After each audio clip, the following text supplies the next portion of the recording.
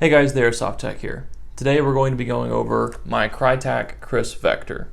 So if you guys frequently watch my YouTube videos and listen to the podcasts that I do, then you'll know that I really do like Krytac guns. As far as stock guns are concerned, airsoft gun manufacturers are concerned, I think Krytac makes one of the better stock guns on the market out of the box. It performs really well. It's got a lot of nice internals, really well-built gears, strong piston, really good gearbox shell, good hop-up and barrel setup, and not to mention the pre-installed MOSFET. Krytac guns are really good for what you get. And so the Kriss Vector really isn't much different. It comes with, or it has all the usual stuff that Krytac guns have. The MOSFET, the bearings, the nice gears, the good piston, the good hop-up chamber. But it comes in a really nice Kriss Vector body. And so I really wanted this gun as soon as it came out, but it took me about a year or two to actually get it. And I got one, and I've had it for 3 or so years now, and I have kept it mostly stock. There are very few parts in here that I've actually replaced. And so today we're going to be going over what I've replaced and what I've done to this gun to get it to perform the way it does. And I just kind of replace parts as I break them in this gun, and not many things have broken at all, and not many things I've replaced. So let's take it to my bench and let's take it apart, and I'll show you what I did to it. Externally, I really like this gun. I like the painting, I like the nice sleek black look, I like the charging handle. There's a lot about this gun I like, but I've always been predisposed to liking the Vector. It's just a cool looking gun. I've got a cage style flash hider here, just a vertical foregrip, and a basic NC Star red dot. I don't spend a whole lot of money on externals. In my opinion, they're mainly just about looks. But this works just fine, so does this, and so does this, so why not? It works very well and it looks good together. Obviously you got your safe and fire mode, and you got your single, double, and your full auto mode. On this setup, the double shot really is like triple shot, just because the build kind of moves a little too quickly for the gun to compensate for. But you know, triple shot is just as cool as double shot. Yeah, I haven't really done anything to the externals. It works great. The only thing I'm concerned about is the problem that occasionally on some falls or a little bit of stress here, this stock actually cracks, and you gotta buy a whole new stock. And not looking forward to when that happens, and I hope it doesn't happen. But let's break it down to the gearbox shell and hop-up chamber and get to talking about that. So here we are at the gearbox. We'll start with the shell. The shell is obviously this odd version gearbox shell. We're just going to call it the Vector gearbox shell, and you know, pretty strong. It's designed with a lot of metal here, so the chance of it breaking is extremely low. No weight or radius. That's fine. Whatever. I don't care. And yeah, it's on spec. It works very well. Well, on spec meaning it can take upgrade parts. You got your short type motor. You know, version 2 and 3 gears. Standard piston, obviously. Nice spring guide that comes with it, ball bearing metal, and then they can accept regular cylinders. So it doesn't have any problem accepting upgrade parts, so that's nice. That's what I look for in a gearbox shell. Oh, and it's got 8mm bushings and bearing slots, so that's super cool. You know, further down, I've got a GMP M170 motor in it. Again, my philosophy with this build was that I only wanted to replace things to get a certain level of performance. And so the Krytac motor is fine. It's neodymium, it's just a weaker neodymium motor. It's gonna get decent trigger response, decent rate of fire, it's gonna be able to pull a decently strong spring. It's a good motor, it's just not as speedy and torquey as I want.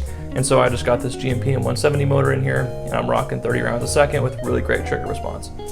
So that's what I went with. You know, you don't have to go with the GMP M170 motor.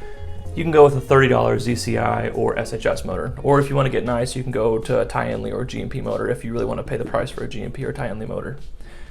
Further down, standard gears, stock Krytac gears, work great, very strong. You shim them well, and they're going to last a long time. You see those bevel gear teeth look really good. Maybe a little scratched up, but that's fine. This is a 3 or 4 year old build at this point. Spur gear looks good. It's obviously got that self-shimming thing on there. It's okay. I've not had much of a problem with it. It feels kind of odd to shim because you can't really go anywhere with it, so you just got to kind of trust what it does. Sector gear is strong. Tappet plate, you can't really replace it. You have to get a stock replacement part, which it's been fine. I'm not needed to replace this in a 30 RPS build. Stock piston. This is one of the things that not many good companies can say. This is the stock Krytac piston, and as I run my finger across it, I don't feel any breaks in the teeth. I don't feel any divots, no damage. AOE corrected obviously with rubber weight on the piston there, on the piston head, and the stock piston head. So what tends to happen with plastic tooth pistons is that the pickup tooth wears down to a point that it becomes unusable, and the sector gear can no longer catch and actually travel up the piston rack. This looks really good. I'm starting to see somewhere right here on this fourth tooth here, but the rest of the teeth look really good. So I have no problems with this piston at all. Again, it's a stock Krytac piston, just AOE corrected, that is all. The cylinder setup, cylinder and most of the air seal components are stock. The air seal nozzle here is SHS. A lot of people don't really care for replacing their air nozzles. This is just my opinion, but I tend to replace them. It's $3 to $4 to get a nice air seal nozzle. It's got an O-ring in it, and in my experience, it improves your air seal shot-to-shot consistency by about, plus or minus 3 FPS. So if your gun shoots 400 FPS, plus or minus 5 to 7 FPS, because you have a stock air seal nozzle, then you swap in for one of these, and you're going to see a slight decrease in shot-to-shot FPS. So you'll go from 5 to 7 to 3 to 5. And that's about what I did here. And so I like this one, works great, it's fine, cheap. And I think that about covers the Gearbox. Well, a couple more things. The Krytac MOSFET, you can't really replace it, but it's fine, it works great. It's always handled this build just fine. And then I've got the 8mm bushings here. I did go ahead and replace the Krytac 8mm bearings just because I don't like to mess around with bearings a whole lot. I just feel like that's leaving room to fail, and I don't really want to do that. So that does it with the Gearbox. Again, this is, as you can see, everything looks pretty good. Nothing looks like it's starting to fail. Everything looks pretty solid. Moving on to the hop-up in the barrel. This is the stock barrel, the stock hop-up chamber, stock bucking, but with an R-hop patch in there. Let's see if I can catch that. Yeah, you can see it in there. And so, I really like R-hop. Some people have mixed feelings about it. I have pretty positive feelings about it. Every time I've done an R-hop, it's improved the range and the accuracy of my gun. And so I'm going to continue to do them, and it's extremely easy to do, so I might as well do it. And again, like I said, the philosophy of this build was more or less to keep as many things stock as possible and to replace things that broke or replace things that I wanted to achieve a certain performance. And so replacing a piston isn't really going to change your performance, it's just going to change your durability. So I didn't need to replace that. Gears, for the most part, they can change your reliability and performance, but I don't really care for changing the gears in this setup because they work fine. Especially when I can pop in one of these motors that can get me 30 rounds a second on 18:1 gears and do just fine pulling a M110 spring on this piston. So really, really solid build, I think. More of pretty much a durability build, but also has a speed component to it. 30 rounds a second really isn't super fast, but it's also not super slow. So it kind of walks that middle line. And yeah, that's the inside of this Gearbox shell. One more thing to note here, like I said, Krytac included this bearing spring guide that's metal. That's awesome. I think that they could have very easily just been like, don't throw any bearings in there, who cares? No one's gonna care. But they went ahead and put the bearings there, and I really like my bearings on the spring guide because it means I have the option of lightening my piston if I want to. And so if you don't have bearings on your spring guide or your piston, and you're running a high-speed build, your spring can wear out exceptionally quick compared to having bearings. And so you don't have to have bearings on both sides. You just have to have bearings on one side to help relieve that tension that the spring's gonna have. And so that's what this does here. Now this piston is weighted down with the piston head lug nut in there, but again, this gives me the option to lighten my piston and have a high-speed build.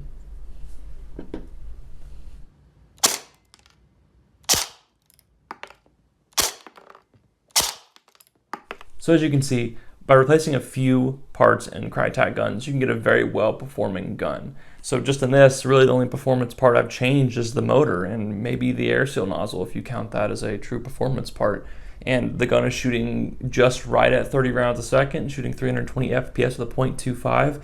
And I don't know if you guys could hear very well, but the gun is jewel creeping very heavily. The gun having such a short barrel allows me to jewel creep very easily. Even with a ported cylinder, it's still jewel creeping. Even with AoE correction, it's still jewel creeping quite a bit, because that piston is just a hair heavier than most. And so it does carry a lot of weight behind those BBs.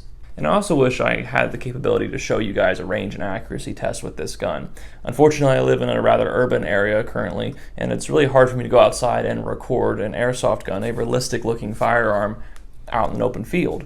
The range is really good on this gun with some .28s. Now the accuracy is a little to be desired. The short barrel and extremely high potential for jewel creep kind of eliminates full auto accuracy, but on semi-auto the accuracy is really good with .28s. But this gun is a fantastic gun. I really like what Krytac did to this vector. I just think they did a really good job. So just one last time, I'll kind of show it off. Flip it to semi-auto. And then you can hear the double shot really being a triple shot. And then full auto. And there you have it. So that'll have to be it for this video. Thank you guys for watching. I really appreciate it. Like, comment, and subscribe, please. A lot of people that watch these videos aren't actually subscribed. So if you would subscribe, it would certainly help me out a lot. And if you would share this video around and like it, it would definitely help me out. But I really want to hear what you guys think of this build. I want you to tell me what you would have done differently in the comments. Tell me what motor you would have gone with, what gear train setup you would have gone with, etc. I want to hear it all. But yeah, again, thank you guys for watching, and I'll see you on the next video. But remember, stay tuned, techs.